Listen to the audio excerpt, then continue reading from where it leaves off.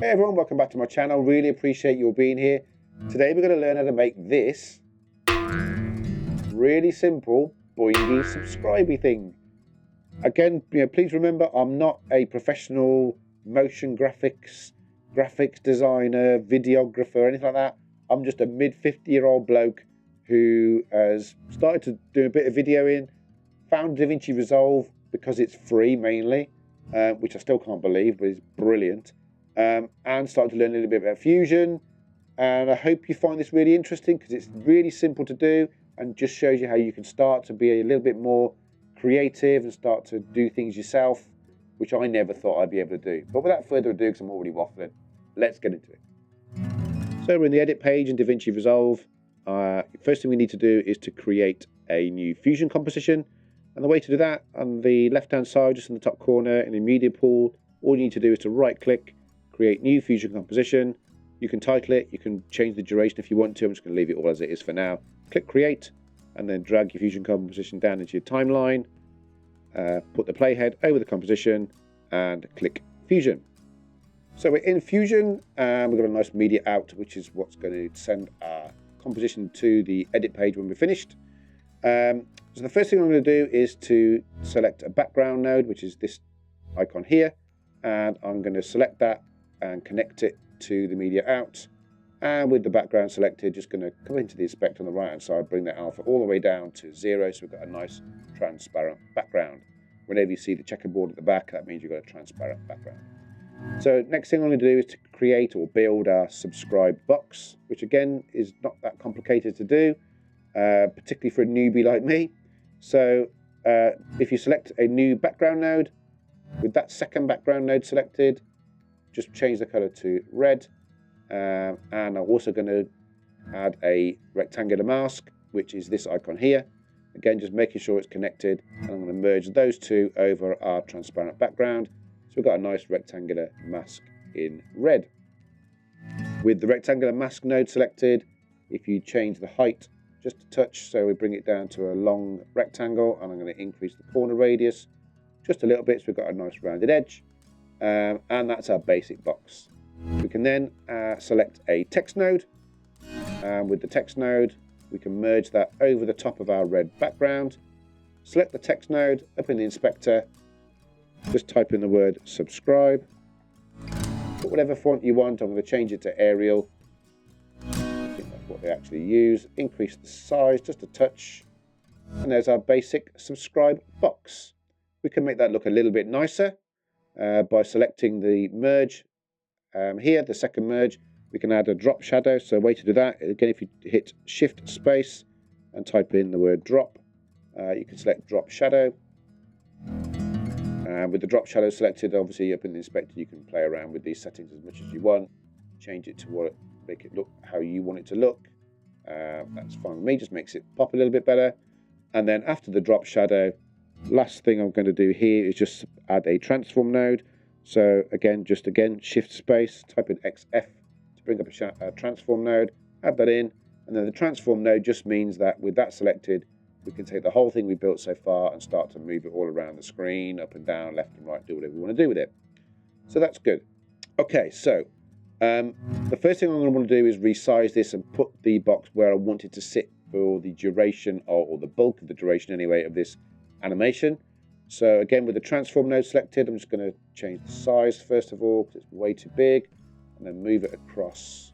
I want it to basically sit here for the bulk of this animation. Okay, so this is where we can start adding our keyframes. So again, we're going to do the bulk of the work here with the transform node. So with the transform node selected, I'm going to hit my first keyframe at frame 30. So I'm on 30 frames per second, so that's 1 second. I'm going to want to make sure that my subscribe sits at this point.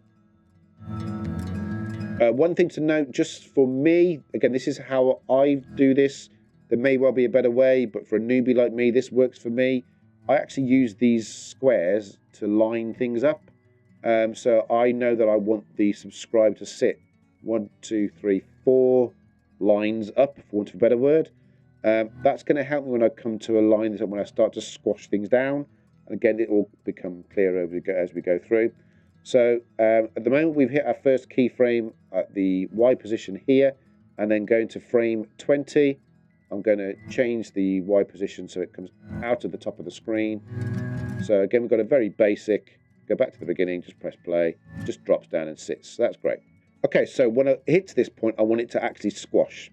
So the way that I found to do that is by using the aspect. So again, at frame 30, I'm going to select a keyframe on the aspect at 1, so it looks like it does now.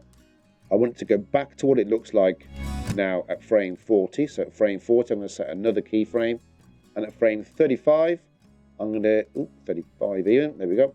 I'm going to bring the aspect down so it starts to squash. So what you'll see there is it gives the impression of it squashing. That's the look I'm going for. But this is where you'll see what I mean about lining things up. It's starting to move. So the bottom and the top of the box have, the top's come down, the bottom's gone up. That sounds weird. So the bottom of the box is no longer sitting on the 4th line. So it's going to give the impression that it squashes up, but it's not squashing from the point it's landed, if that makes sense. Let me just press play, I'll show you what I mean. So that isn't what I want. I want it to sit at this point and then squash down. So let's go back to frame 35. What I need to do is to make sure that the y-axis is still showing that it sits at the same point as it was before. So I need to bring that down to line 4, and I also need to go to frame 40 and again make sure that we're sitting on line 4. So again, when I say line 4, this is one. Remember 1, 2, 3, 4 lines at the top. So now if I hit play, it gives the impression that it hits the point and it just stops and squashes down. That's the look I'm going for. So that's exactly what I wanted. So that's really good. And again, what we can do here is we can then hold it and we can get to frame 120 and start to bounce it back out again. So again, basically what we're going to do here is exactly the opposite of what we've just done. So frame 120, I want it to be where it is now. So again, I'm just going to set the keyframes here. And again, frame 130, I'm going to increase the Y so it bounces back out. So that's good. So we've got frame 120, frame 130. What I also need to do is make sure we've got the squash again. So again, at frame 110, I'm going to want to keyframe where we are now. And at frame 115, I'm going to change the aspect, bring that down again. So like we had before, I'm going to bring the Y down. So we're sat on the 4th line again. There we go. And again at frame 120, just make sure we are still sitting on that line 4. So now what we have is, go back to the beginning, we can hit play, it sits, squashes back up and bounces back out. So that's basically the look I'm going for. We're nearly there. All we need to do now is add a bit of what I call fanciness. You don't need to do this if you don't want to. If this is basically what you're looking for, we're good to go. But what we can do is just make it a little bit more realistic. So again, this is just me playing around, and again, there's probably better ways of doing this, but I've found that this works for me. So what usually happens if something squashes down, when we're at this sort of point, the sides would normally bulge out, wouldn't they?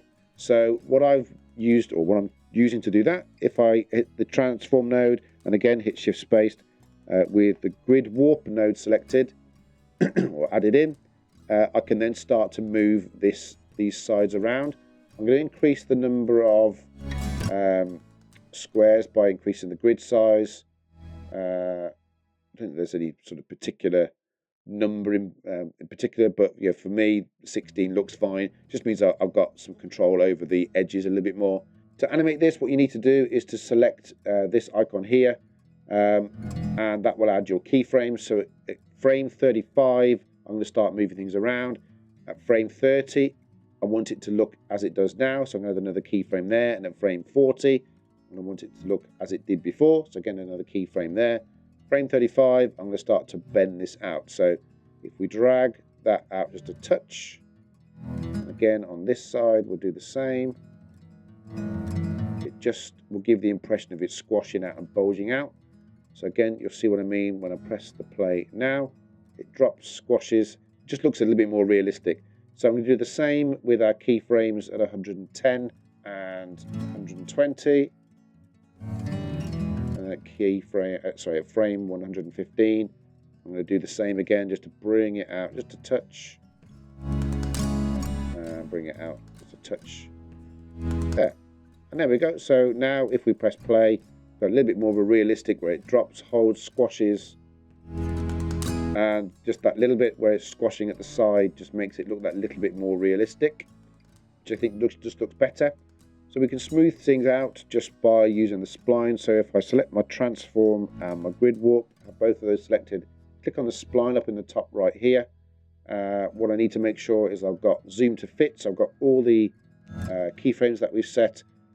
You can drag across all of the keyframes to select them all. Other thing I found you can do, if you click on the background on a Mac anyway, you can select Command A, it chooses all of them anyway.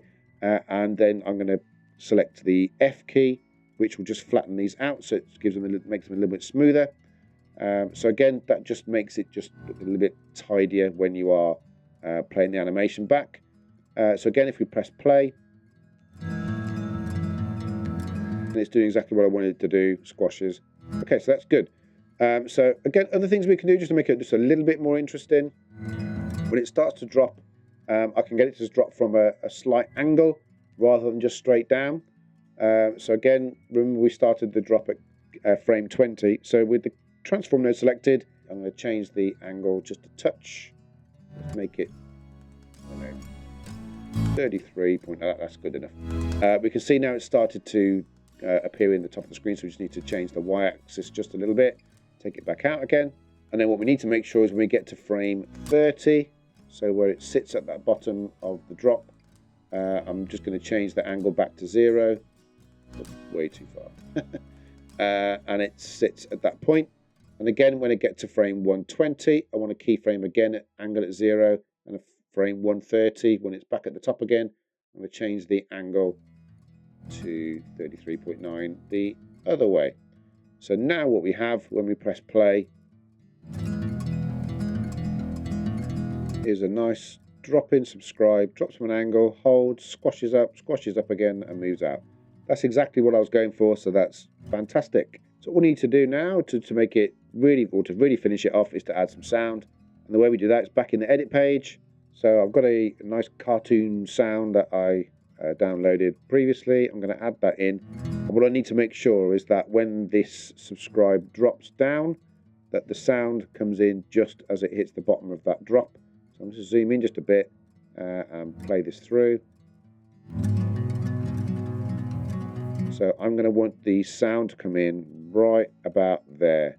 So it's just slightly out. So if I move that across just a touch, you can use the comma and the full stop key to move the sound to where you want. That looks about right. So we'll press play now. Perfect. And then if you want to, you can also add it when it bounces back out again. So again, when it starts to squash down, which is just about there. If you hold Option on the Mac or Control on your PC, hold it down and drag it across, you can duplicate that sound. Again, you can move it into exactly the right place. We can shorten that length down, we don't need it that long. And now if I hit play, oop, back to the beginning and hit play, it makes nice little noises as we bounce out. So again, it's a very, very simple animation that you can create very easily. Again, even for a newbie like me, this is really easy to do.